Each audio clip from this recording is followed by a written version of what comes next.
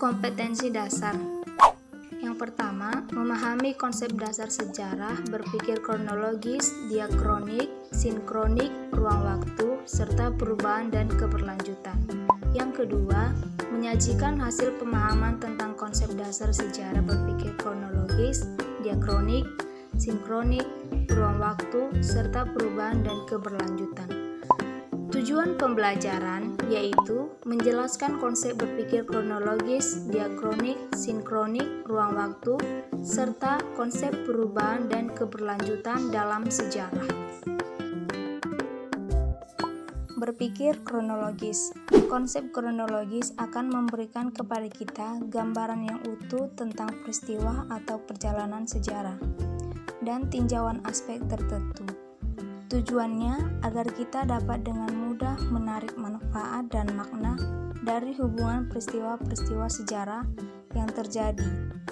Jadi, kronologis adalah ilmu tentang waktu yang membantu untuk menyusun peristiwa atau kejadian sejarah sesuai urutan waktu terjadinya. Oleh sebab itu, cara berpikir kronologis dapat mempermudah kita dalam melakukan rekonstruksi terhadap semua peristiwa masa lalu dengan tepat. Berpikir diakronik. Pengertian diakronik adalah suatu yang melintas, melalui, dan melampaui dalam batasan waktu.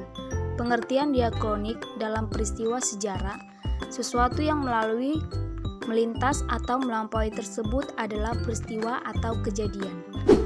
Adapun ciri-ciri diakronik diantaranya mengaji dengan berlalunya masa, menitik beratkan pada pengkajian peristiwa sejarah, bersifat historis atau komparatif, bersifat vertikal, terdapat konsep perbandingan, cakupan kajian lebih luas.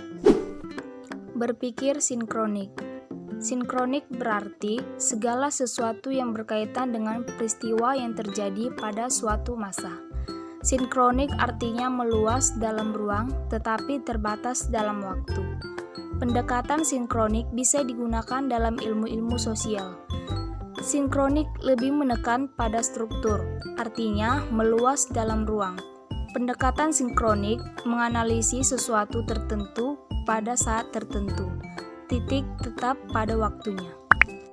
Adapun ciri-ciri konsep berpikir sinkronik antara lain sebagai berikut. 1.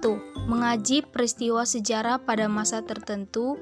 2. Meniti beratkan kajian sejarah pada pola-pola, gejala, dan karakter sebuah peristiwa. Ketiga, bersifat horizontal. Keempat, tidak ada konsep perbandingan. Kelima, kajian lebih sempit dari diakronik. Konsep ruang. Konsep ruang dalam sejarah berkaitan dengan lokasi atau tempat terjadinya suatu peristiwa sejarah. Konsep ruang dalam sejarah menunjukkan bahwa setiap peristiwa sejarah yang terjadi pasti berada pada suatu tempat atau ruang.